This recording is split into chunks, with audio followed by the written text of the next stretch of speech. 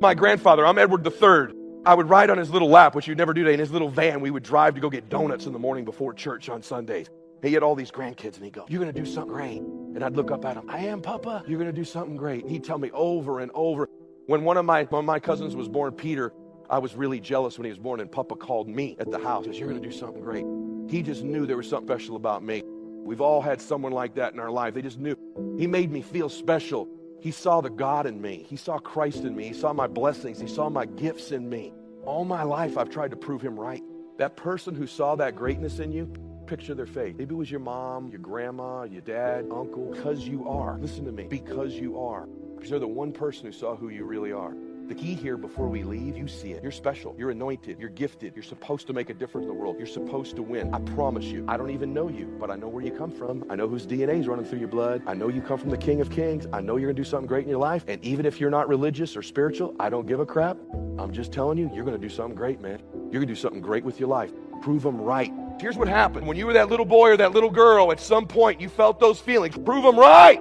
Because there's an end to your life, and it's coming sooner than you think. It goes by like this. Just yesterday, Max was 6 years old at the car wash. He's going off to college next year. Just yesterday, she was 8 months old. Now she's got a boyfriend. Just yesterday, I was a young, cool guy. Just yesterday, me and my girlfriend were walking on the beach. Someday, I'm going to do that. It goes by in a flicker, just like that, in a blink. I don't care how young you are, in a blink. And at some point, it's going to be over. And I have this obsession as a Christian. When I die, I hope the Lord says, "Well done, good and faithful servant." But I got this hallucination. And even if you're not religious, I guarantee you this happened. I think when I die, I'm going to run into Papa. I'm going to get to see him again. And you're going to run into that person. You're going to get to see him again. Him and the Lord are going to be sitting there, and they're going to say, "Hey, I want to introduce you to somebody. This was the woman you were born to be. This was the man you were born to be. Your twin's going to be there. This is who you were born to be. These are the people you could have helped, the memories you could have had, the things you could have accomplished, how you could have felt about yourself, the things you'd have seen, done, and become. Papa's going to show, this is who you could have been. This is who I saw you to be." I couldn't say it. I didn't understand it, but I felt it. I knew you were going to be this person. Meet him. To me, heaven, when we die,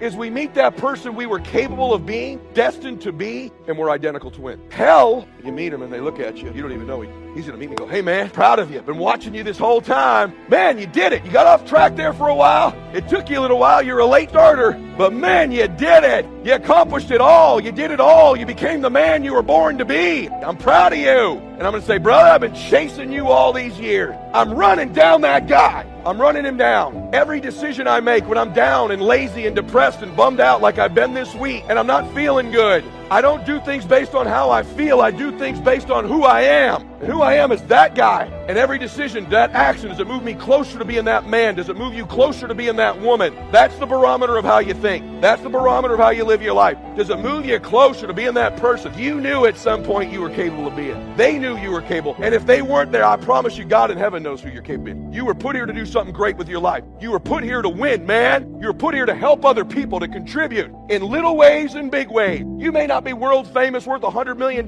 but there's a destiny you're supposed to fulfill. There's people you're supposed to help. There's a difference you're supposed to make. Your life, your way, special to you. Not mine, not jets, not houses, not cars. Your precious life, your beautiful life, your soul, your gift, your different. I want you to win. Winning is not hundreds of millions of dollars.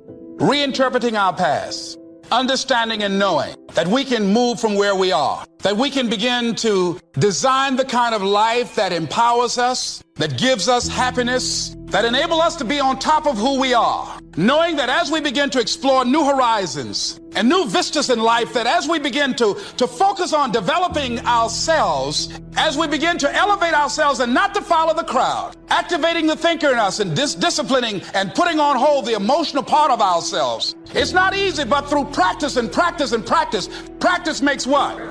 Absolutely not. Dismantle that belief system. Practice makes improvement. You can always better your best. You can always go beyond anything that you have ever done. You'll never hit a state of perfection. You're always bigger than what you do. And so all you're looking for are new breakthroughs through practice and practice and practice. You'll get better and better and better. And there's still some things that will happen to you that will catch you on the blind side that you did not anticipate. You'll get knocked down, but you won't be knocked out. You'll be able to get to your feet again, be on the ropes, but you'll have a fast recovery rate when you work on yourself. Read inspirational books, of course. Novels are good. Sometimes an intriguing story keeps our attention so that the author can weave in the philosophy he or she is trying to get across. Ayn Rand was probably better at that than anybody else I can possibly think of. Atlas Shrugged, some of those towering novels. The novel kept us intrigued, but guess what she was doing all the time? Feeding us her philosophy, feeding us her philosophy. Now, whether you agreed with her philosophy or not, you had to admit she was really good at getting it out there, weaving it through the story, in the dialogue and in the speeches and in the text. Novels are good. Now, here's a little personal advice. Skip the trash, Someone says, well, sometimes you can find something valuable in a trashy novel. I wouldn't go through it to find it. You can find a crust of bread in a garbage can, but I wouldn't go through it. Number one, you don't need the reputation. So not enough time to read the brilliant stuff, the good stuff. Skip the trash, really. My personal advice on personal development, becoming more valuable than you are. Next is biographies and autobiographies, the stories of successful people, unsuccessful people. There's some dramatic stuff. Over the last 100 years, it's been written, biographies and autobiographies. Here's one of the best, the Bible. The Bible is a unique book because it's got a list of human stories on one side of the ledger, another list of human stories on the other side of the ledger. One's called examples and the other's called warnings. And here's what we've got to have on biographies and autobiographies. Both warnings and examples. In the Bible, the examples. The Bible says, look at these people's lives. Follow them. Follow their philosophy. Follow their advice. Then we got the warnings. Right? Don't do what these people did. Messed up their life, threw their life away. Vitally important, both sides of the scenario. Now, if your life story ever gets in one of those books, make sure they use it as an example, not a warning. Also, we need balance. Both sides, balance. Good and evil. Biographies, autobiographies.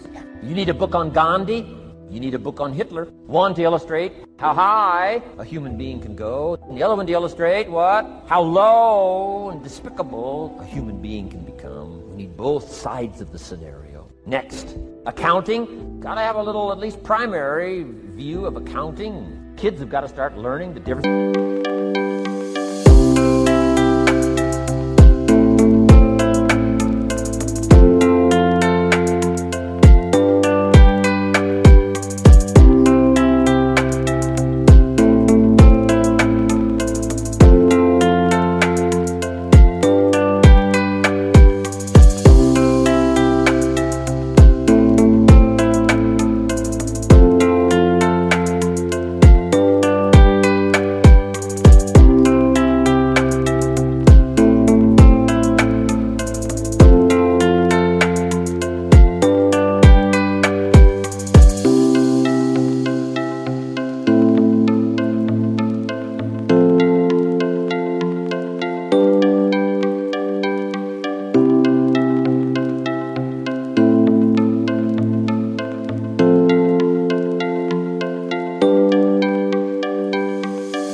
Debit and a credit. Next is law. We all need, right, a little bit. You don't have to be a lawyer, but you got to know contracts, what to sign, what not to sign, backups, good advice, how to be safe rather than sorry. All of us need a little law, not a lawyer, but a little law, especially these complicated days. Everything's in court these days. I learned this the hard way. Company wanted to borrow money a long time ago up in Canada. Company wanted to borrow some money. The bank said, well, yes, we will loan the company the money if Mr. Rohn will sign personally. And I wanted to play hero, and I knew the company could pay it back. $250,000. So I signed. No problem. Sure enough, within less than a year, they paid it all back. $250,000. I am now a hero. Well, about a year later, this company gets into financial trouble. They go back to the bank and borrow this $250,000 again. I said, I hope my phone doesn't ring because I won't sign the note this time. Because I knew they were in trouble. I knew they were probably going to go bankrupt. My phone never rang. I'm off the hook. Sure enough, within less than a year, the company goes bankrupt, can't pay. But I get this letter from the bank saying, Dear Mr. Rohn, since the company cannot perform its obligation and pay this $250,000, and since we have here your personal guarantee, would you please send us your check for $250,000? I said, hey, hold it. There must be some mistake here. I signed that first note, and they paid it all back. I wouldn't have signed the second note. I didn't sign the second note. Well, what I didn't know I had originally signed was a continuing guarantee. So now I know what the word continuing means. I'm asking you to study a little law, know what to sign, know how to defend yourself, right? Say, hey, we'll get back. Don't sign too quickly. I mean, there's all kinds of things here. Be a student. Don't be lazy in learning. How to defend as well as nourish. How to grow as well as take care of your enemy. You got to learn. Let your library indicate that you're a serious student about personal relationships with your family, gifts and skills, economics,